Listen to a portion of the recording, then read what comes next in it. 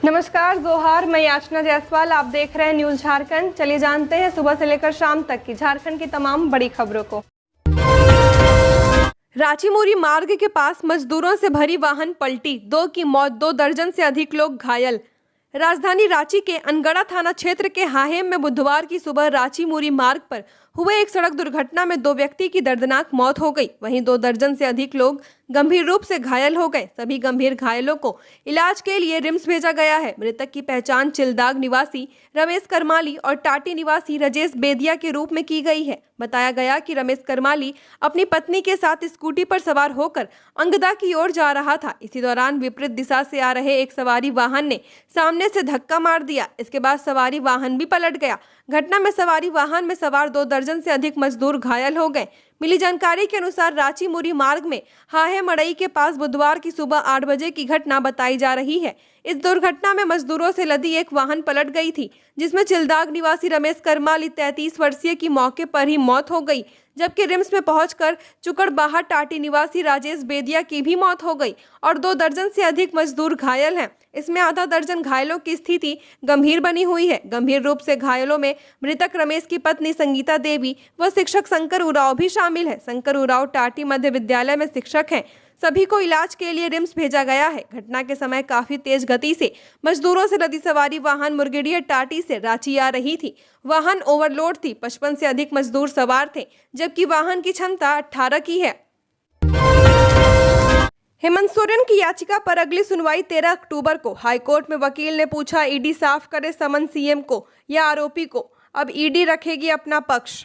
प्रवर्तन निर्देशालय के समन के खिलाफ दायर मुख्यमंत्री हेमंत सोरेन की याचिका पर आज हाईकोर्ट में सुनवाई हुई। प्रवर्तन निर्देशालय के समन के खिलाफ दायर मुख्यमंत्री हेमंत सोरेन की याचिका पर आज हाईकोर्ट में सुनवाई है। चीफ जस्टिस संजय कुमार मिश्र और जस्टिस आनंद सेन की बेंच में वरीय वकील पी चिदम्बरम और वकील पीयूष चित्रेश ने अपना पक्ष रखा है। बहस के दौरान सीएम की ओर से कहा गया कि मेरे खिलाफ कोई आपराधिक मामला नहीं बनता है, न ही ईडी ने कोई प्राथमिक इस मामले में दर्ज की है। ऐसे में एजेंसी के समन से यह साफ नहीं हो पा रहा है कि यह समन एक मुख्यमंत्री के तौर पर किया जा रहा है या फिर एक आरोपी के तौर पर। ईडी का यह समन इस आधार पर ही सही नहीं है। इस मामले में ईडी की तरफ से assistant solicitor general of India SV Raju ने पक्ष रखते हुए कहा, प्रेडिकेट ऑफेंस का मामला है। ईडी की धारा 50 और 63 को चुनौती दी गई है, जिसे विजय मदन लाल चौधरी के केस में सुप्रीम कोर्ट तय कर चुका है। अब इस मामले में कोर्ट ने अगली सुनवाई की तारीख 13 अक्टूबर को दी है। ईडी की ओर से 13 अक्टूबर को बहस की जाएगी। दुर्गा पूजा से पहले देवघर को 2 नई ईएमयू ट्रेन की सौगात, जाने रूट और टाइमिंग। दुर्गा पूजा के पहले 13 अक्टूबर को देवघर से एक साथ 2 ईएमयू ट्रेन की सौगात मिलेगी। रेलवे से पूर्व निर्धारित कार्यक्रम के तहत देवघर पटना ईएमयू ट्रेन को गोड्डा सांसद डॉक्टर निशिकांत दुबे हरी झंडी दिखाएंगे। सुबह 6:30 बजे समारोह पूर्वक सांसद डॉक्टर दुबे देवघर स्टेशन से देवघर पटना ईएमयू ट्रेन को हरी झंडी दिखाकर रवाना करेंगे।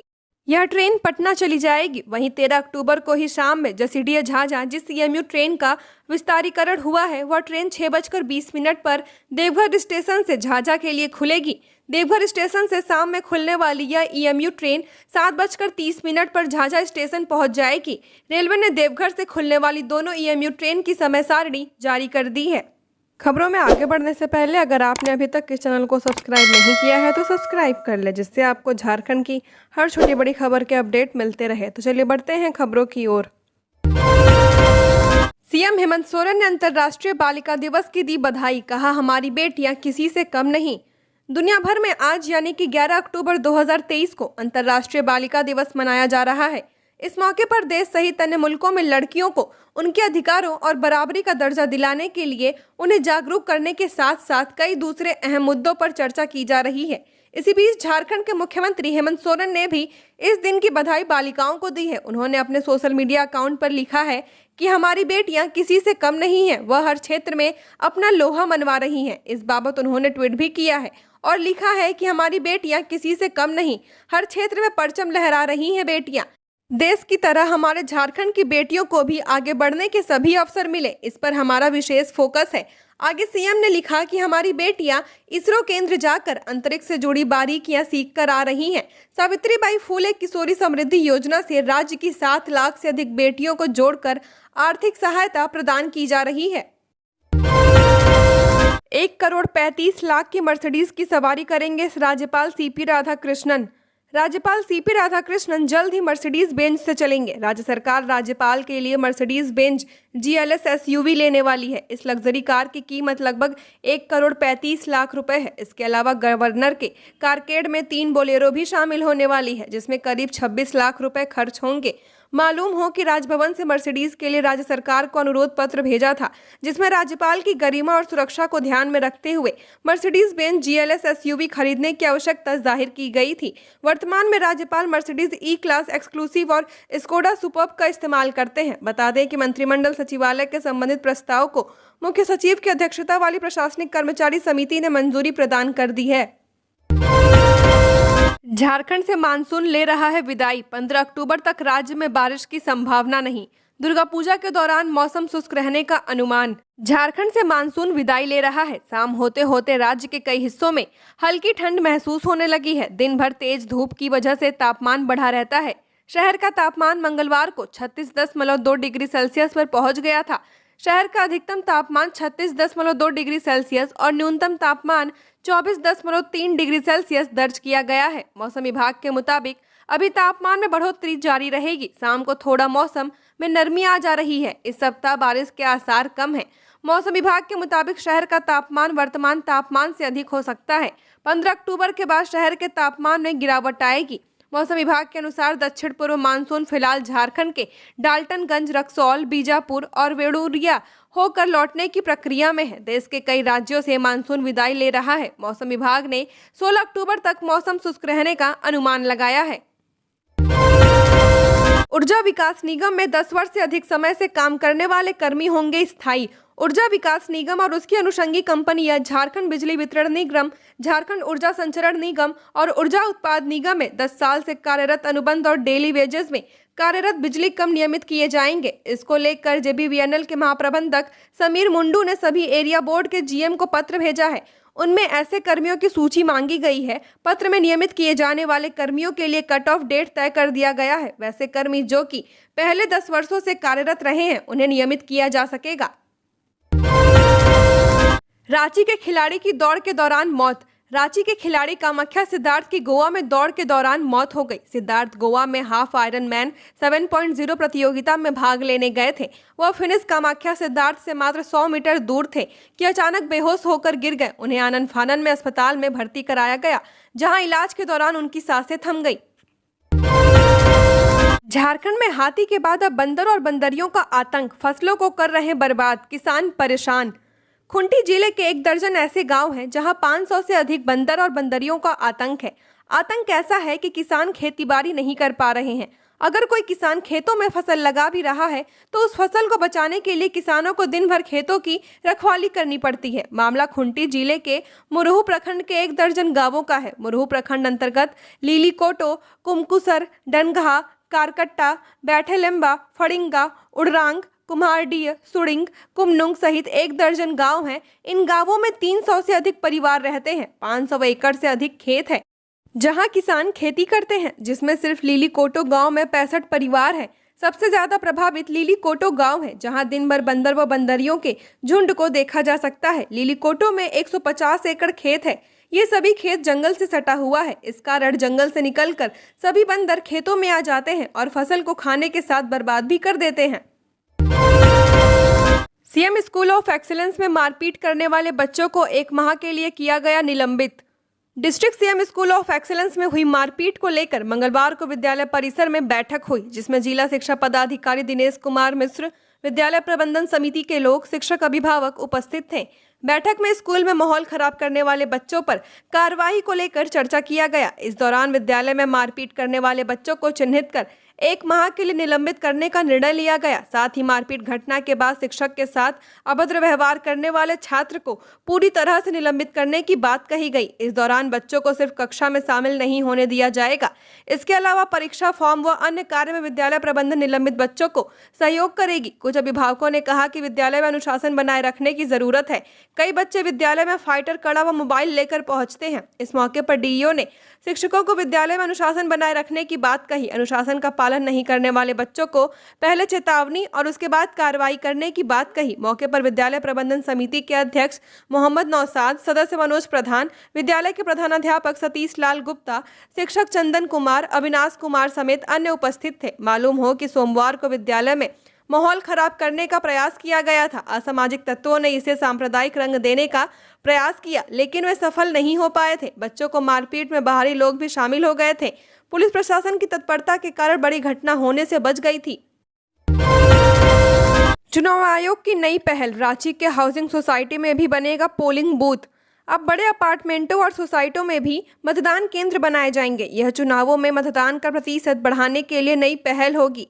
वैसे सोसाइटी और अपार्टमेंट जहां मतदाताओं की संख्या पर्याप्त हो, वहां पोलिंग बूथ बनाए जाएंगे। निर्वाचन आयोग ने इसके लिए निर्देश दिया है। इस पहल से मतदाता आसानी से बूथ पहुंच पाएंगे। सीएम पीडीआई कॉलोनी के रविंद्र भवन में मतदान केंद्र बनाया जा रहा है। इस कॉलोनी के लोगों को उसी केंद्र में जाकर वोट करना होगा। बता दें कि पहले सीएम पीडीआई सोसाइटी के लोगों को वोट देने के लिए एसएएस मेमोरियल कॉलेज जाना पड़ता था। एसएस मेमोरियल कॉलेज के बूथ संख्या 336, 337 और 338 में सीएम पीडीआई परिसर के 904 मतदाता थे। मतदान केंद्र 338 के वोटर अब रविंद्र भवन में ही वोट करेंगे। झारखंड को मिले 39 नए डीएसपी, सीएम हेमंत बोले आप उम्मीदों पर खड़े उतरेंगे। करीब 1 साल के कठिन प्रशिक्षण के बाद मंगलवार को राज्य को 39 डीएसपी और 14 जिला समादेष्टा मिल गए हैं।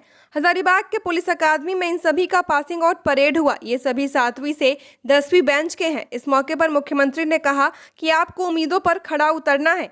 चयनित 53 में से 40 पदाधिकारी राज्य के ग्रामीण क्षेत्रों के हैं। यह खुशी की बात है। आप सभी हमारे ग्रामीण नौजवानों की प्रेरणा बनेंगे। मुख्यमंत्री हेमंत सोरेन ने इस दौरान सभी प्रशिक्षु पदाधिकारियों और उनके अभिभावकों को नई शुरुआत के लिए बधाई और शुभकामनाएं दी। सीएम ने कहा, आपने यहाँ जो कठिन प्रशिक्षण लिया है वह आपके जीवन में ऐतिहासिक काम के रूप में अंकित होगा। आपकी सेवा आम नागरिकों को समर्पित है। दुर्गा पूजा के दौरान रांची में निर्बाध रूप से होगी बिजली की आपूर्ति। 24 घंटे निगरानी करेगा विभाग। 15 अक्टूबर से शुरू होने वाली दुर्गा पूजा को लेकर जिला प्रशासन की तरफ से तैयारी तेज कर दी गई है। वहीं दुर्गा पूजा के पंडालों में बिजली व्यवस्था को मजबूत करने के लिए भी विशेष इंतजाम किए जा रहे हैं। पंडालों में 24 घंटे बिजली मुहैया कराने के लिए पिछले दिनों रांची के उपायुक्त राहुल कुमार सिन्हा ने बिजली विभाग के पदाधिकारियों को दिशा निर्देश भी दिया था। कहा, बिजली विभाग की तरफ से दुर्गा पूजा के मौके पर बन रहे पंडालों में बिजली बहाल करने को लेकर पुख्ता इंतजाम किए जा रहे हैं। रांची क्षेत्र के बिजली विभाग के जीएम पीके श्रीवास्तव ने कहा कि पंडालों में बिजली व्यवस्था को मजबूत करने के लिए विभाग जोर शोर से लगा हुआ है। उन्होंने बताया कि दुर्गा पूजा को लेकर कंट्रोल रूम भी बनाया गया है, जहाँ पर 24 घंटे बिजली विभाग के लोग मौजूद रहेंगे।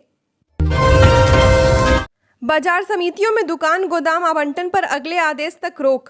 राज्य कृषि विपणन परिषद मार्केटिंग बोर्ड ने राज्य की सभी बाजार समितियों में निर्मित दुकान गोदाम सैनिटरी शॉप आदि के आवंटन पर अगले आदेश तक रोक लगा दी है। मार्केटिंग बोर्ड के एमडी ने इस संबंध में आदेश जारी कर दिया है। इस आदेश में कहा गया है कि आवंटन में अनियमितता संबंधी शिकायतों को ध्यान में रखते हुए सभी बाजार समितियों और उसके क्षेत्र में निर्मित दुकान गोदाम सैनिटरी शॉप आदि के भविष्य में होने वाले आवंटन पर तत्काल प्रभाव से रोक लगाई गई है। वहीं उन्होंने सभी पणन सचिवों को निर्देश दिया है कि वे आदेश का अनुपालन सुनिश्चित करेंगे। बोर्ड ने आगे कहा कि इस संबंध में विचार के बाद दिशा निर्देश दिया जाएगा। वीरेंद्र राम को दोबारा नोटिस भेजे हाईकोर्ट। ग्रामीण विकास विभाग के निलंबित चीफ इंजीनियर वीरेंद्र राम और चीफ इंजीनियर राज बिहारी सिंह को दोबारा नोटिस भेजने का निर्देश हाईकोर्ट ने दिया है। चीफ जस्टिस संजय कुमार मिश्र व जस्टिस आनंद सेन की कोर्ट ने पंकज यादव व अन्य की याचिका पर बुधवार को सुनवाई में यह आदेश दिया। अदालत को बताया गया कि नोटिस के बाद भी उनका कोई अधिवक्ता मौजूद नहीं है। इस पर अदालत ने जनवरी में सुनवाई का दिन निर्धारित कर दिया था। पूर्व में ईडी ने प्रगति रिपोर्ट ने बताया था कि वीरेंद्र की 39,28,82,578 रुपए की संपत्ति अटैच की गई है। वहीं राज्य सरकार द्वारा बताया गया कि निगरानी आयुक्त से अनुमति मिलने के बाद वीरेंद्र की संपत्ति की जांच शुरू कर दी गई है। सुनवाई में याचिका लगाने वाले प्रार्थी के अधिवक्ता राजीव कुमार ने कोर्ट को बताया कि ऐसा संभव नहीं है कि वीरेंद्र राम के पास अकुत संपत्ति की जानकारी विभागीय मंत्री को नहीं होगी। सभी की साठगांठ से भ्रष्टाचार का खेल हुआ है। ऐसे में सीबीआई जांच होनी चाहिए। ए हेल्प के माध्यम से बदल जाएगी ग्रामीणों की जीवन शैली। ग्रामीण सहित शहरी क्षेत्रों में पशुपालकों की पशु चिकित्सक संबंधित समस्याओं से निजात दिलाने के लिए मंगलवार का हेल्प योजना का शुभारंभ किया गया। साग स्थित पशुपालन व सहकारिता भवन सभागार में कृषि मंत्री बादल ने इसका शुभारंभ किया। इस मौके पर कृषि मंत्री ने कहा कि जल्द ही मुख्यमंत्री हेमंत सोरेन पशुधन की सोच को साकार करने के लिए पशुपालकों को बीमा की सुविधा भी देने जा रहे हैं। पशुधन योजना के लाभ के लिए पंचायत प्रधान, ग्राम प्रधान से ही जाति प्रमाण पत्र बनवा सकती है। इसके लिए किसी भी महिला को बाहर या अपने मायके जाने की जरूरत नहीं है। इस मौके पर केंद्र सरकार की सहायक पशुधन आयुक्त सुलेखा, NDDP के वरीय प्रबंधक ललित प्रसाद समेत अन्य पदाधिकारी मौजूद थे। झारखंड में 954 नक्सलियों उग्रवादियों के खिलाफ अभियोजन स्वीकृति की अनुशंसा नहीं। मुख्यमंत्री के निर्देश पर पुराने लंबित मामलों के निष्पादन के लिए पुलिस मुख्यालय के स्तर पर बनी कमेटी लगातार समीक्षा कर रही है। समीक्षा में यह बात सामने आई है कि नक्सलियों और उग्रवादियों से जुड़े 158 केस में कुल 954 नक्सलियों व उग्रवादियों की संलिप्तता सामने आई है, लेकिन 30 सितंबर 2023 तक गृह विभाग ने 954 नक्सलियों व उग्रवादियों के खिलाफ अभियोजन स्वीकृति के लिए राज्य सरकार से अनुशंसा नहीं की है। इस वजह से आरोपियों के खिलाफ आगे की कार्रवाई नहीं हो पा रही है। माओवादी से जुड़े कुल 109 केस में 695 नक्सली आरोपी हैं। इसमें 442 नक्सली ऐसे हैं जिनकी संलिप्तता ज्यादातर मामलों में है। इनमें गिरिडीह जिले का 10 केस, चाईबासा का 29, गढ़वा का 10, गुमला का 3, गोड्डा का 2, हजारीबाग का 4, चतरा का 5, सरायकेला का 7, पलामू का 4, लातेहार का 3, बोकारो का 14, दुमका का 8, सिमडेगा का 4, लोहरदगा का 7, धनबाद का 1 और रांची का 1 केस शामिल है। इसी तरह उग्रवादी संगठन PLFI का 29 केस में 139 उग्रवादी शामिल हैं। इनमें से 93 ऐसे हैं जो अधिकतर मामलों में शामिल हैं। हड़िया बेचने वाली महिलाओं के जीवन में बदलाव नहीं ला सकी फूलो झानो आशीर्वाद योजना। 3 साल में 2084 को ही मिला लाभ।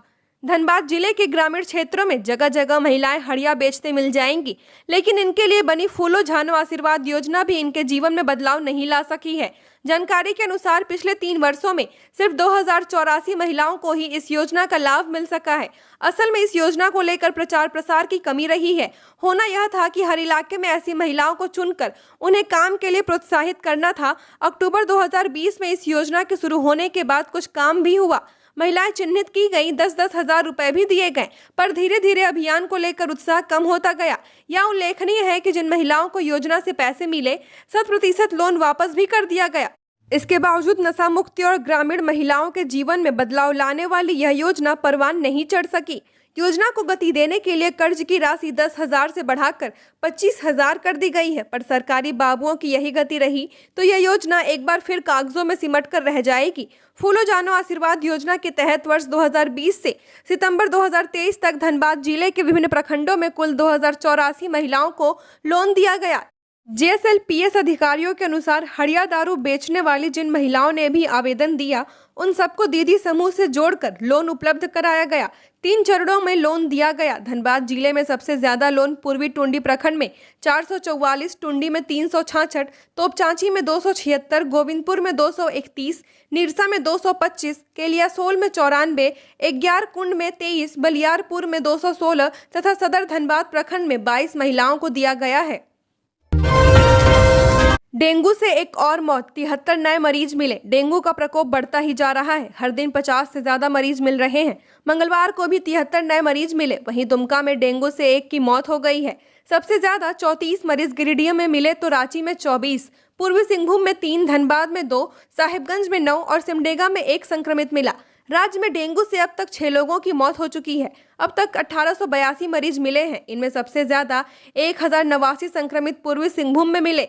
रांची में 100, साहिबगंज में 209, सरायकेला में 120, धनबाद में 50, हजारीबाग में 48 और दुमका में 89 मरीज मिले हैं। दुमका जिले में डेंगू से बचाव और नियंत्रण के लिए डेंगू सर्विलांस कार्य के तहत 9 अक्टूबर तक 6,762 घरों के 25,169 जलपात्रों की जांच की गई, जिसमें 504 में डेंगू के लार्वा और 300 जलपात्रों में डेंगू के प्यूपा पाए गए थे। डेंगू पॉजिटिव रोगी के क्षेत्र में स्तरीय रैपिड रिस्पांस टीम द्वारा संदिग्ध व्यक्तियों का रक्त सैंपल संग्रहित कर जांच की जा रही है। साथ ही उक्त क्षेत्र में छिड़काव कार्य भी किया गया है। अब तक जिले में कुल 73 मरीज डेंगू पॉजिटिव पाए गए हैं, जिनमें 64 मरीज स्वस्थ हो चुके हैं। झारखंड की और खबरों के लिए बने रहिए हमारे साथ। हमारे चैनल न्यूज़ झारखंड पर चैनल को सब्सक्राइब करें, साथ बेल आइकन को प्रेस करें। नमस्कार।